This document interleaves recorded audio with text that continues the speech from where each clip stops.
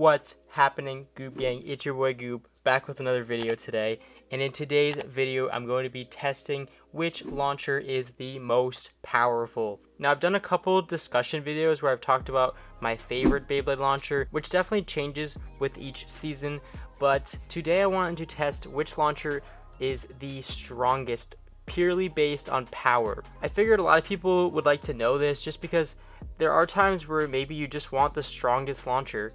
So today I wanted to figure out which one is scientifically proven to be the strongest launcher. And to do that, we have this tachometer here. This will test the revolutions per minute of the Beyblade that will be launched from each of these launchers here.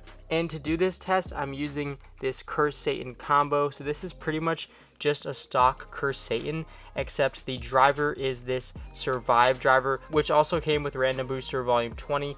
This is a dark gray Survive. I'm using this driver because it's a lot less aggressive than its original driver Universe, and I want something that'll be very stationary so it's easy to test.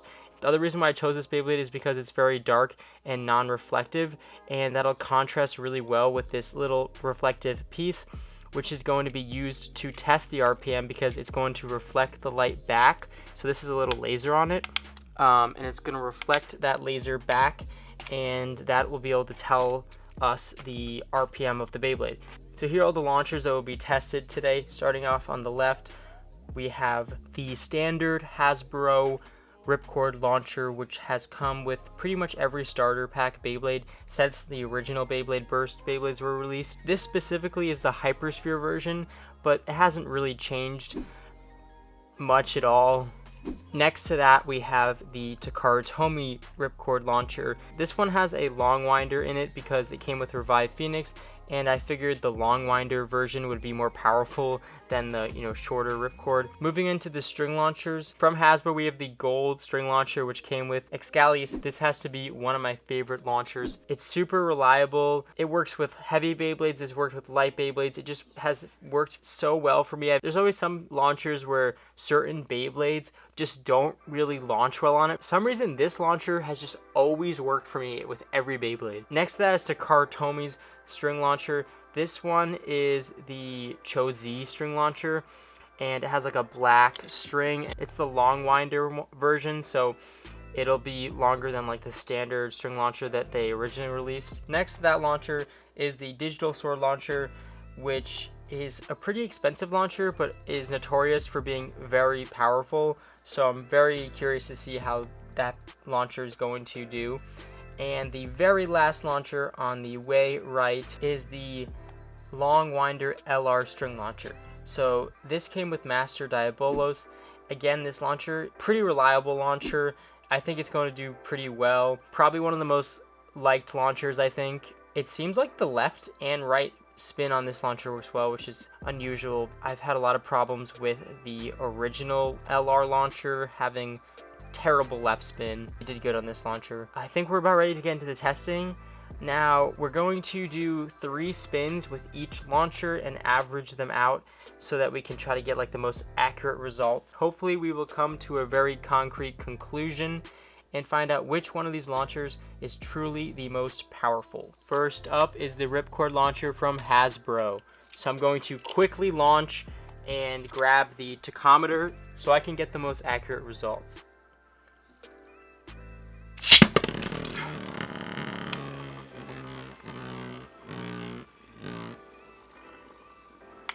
Okay, so we got 5157 as the max speed there. I'm not going to keep testing because it's only going to get slower.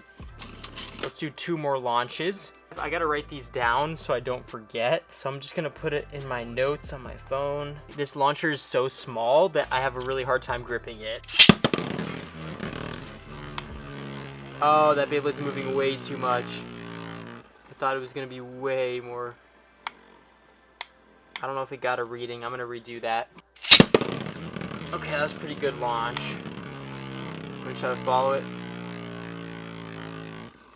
It's moving way too fast. Okay, we got 4470.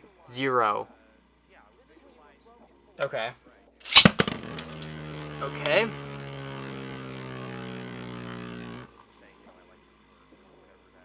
4, 5, 6, 3, 4. All right. Okay, we're gonna move on to the next launcher. Next up is this launcher. This is the Longwinder launcher from Takara Tomy. All right, we're testing.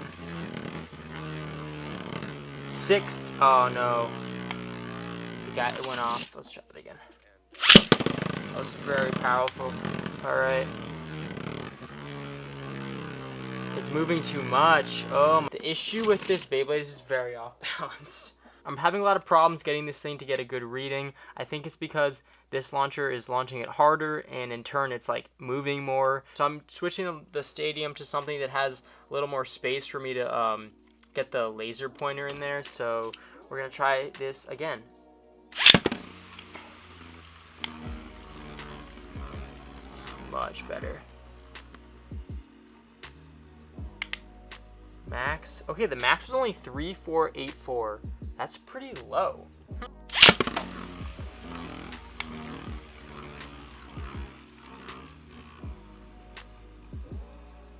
Okay, max was 5962. There we go. That's the highest so far.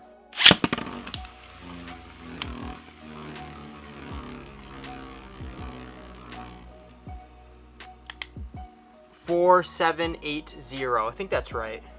Next up is Hasbro string launcher.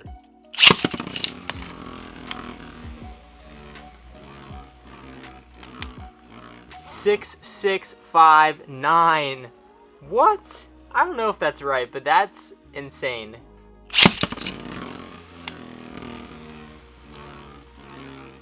Oh my, 6648. Jeez.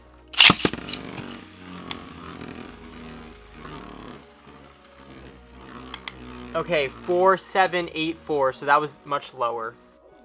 Next up is Takara Tomy's string launcher. I didn't like that launch as much. 4725.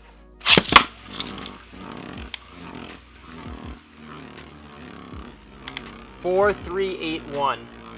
I have to admit, I think the extra length of this launcher, because this is the longer string launcher, it actually is past where I feel like my arm is like accelerating, if that makes sense. Like it's just not necessary. 4599. Next up is the digital sword launcher. Ow! I hit my hand with it. Alright, we're gonna test it anyways. 6284. After hitting my hand, it still had that. That was impressive. Oh, I really hope it doesn't go out of the stadium.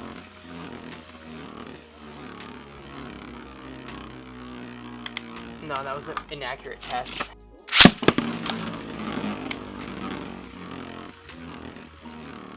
$8554.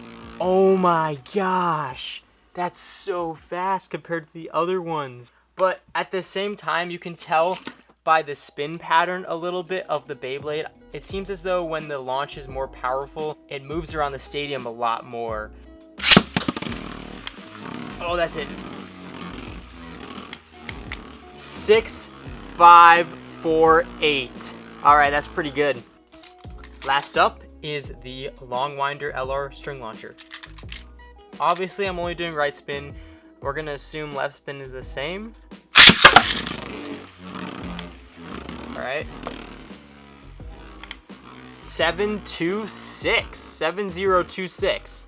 That seems a little bit high, I'm not gonna lie, because it didn't feel like that good of a launch, but we'll count it anyways because we're gonna average it out with the 3 launches. Okay, that was a pretty good launch.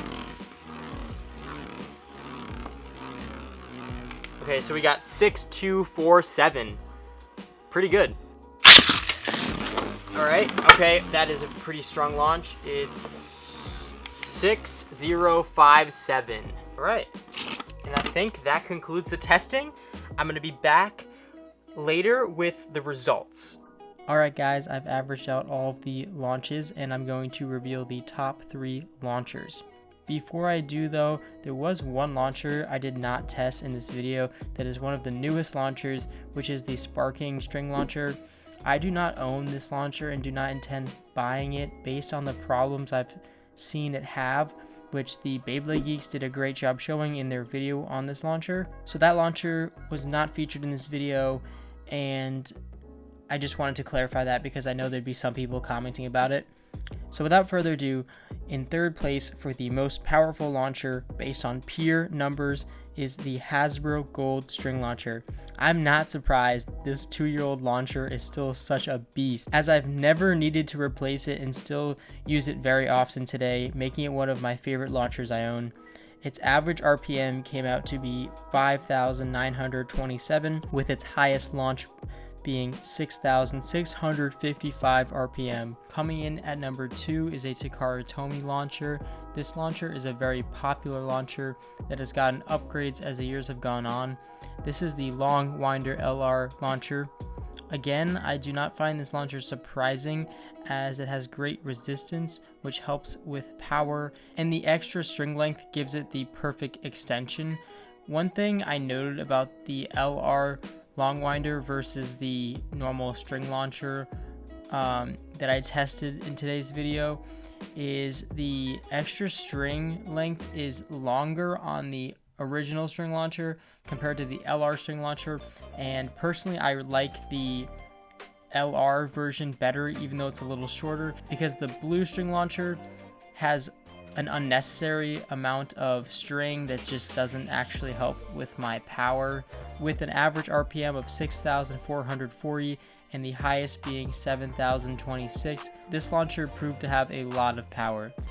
Finally, with the number 1 spot, we got none other than the Digital Sword Launcher by Takara Tomy. This launcher is so obnoxiously powerful that almost every Beyblade turns into an attack type with it, as it spins the Beyblades ridiculously fast. This launcher has great resistance and a pretty long ripcord, which makes it the strongest launcher. I think the use of the ripcord versus the string is beneficial with this launcher because the user can really follow through with their launch, which is something you can do with a string launcher, but it's much harder. The average RPM of the Digital Sword Launcher came out to be 7,288, and the highest launch was 8,854 revolutions per minute.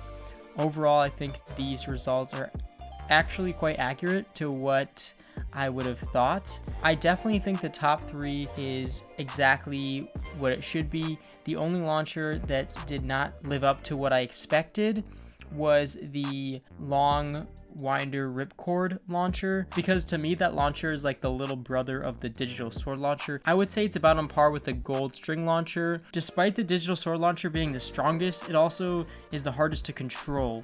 So after seeing the results, which launcher would you guys choose and why? I hope you guys enjoyed this video. Make sure you give it a thumbs up and subscribe, and I'll see you guys in my next video.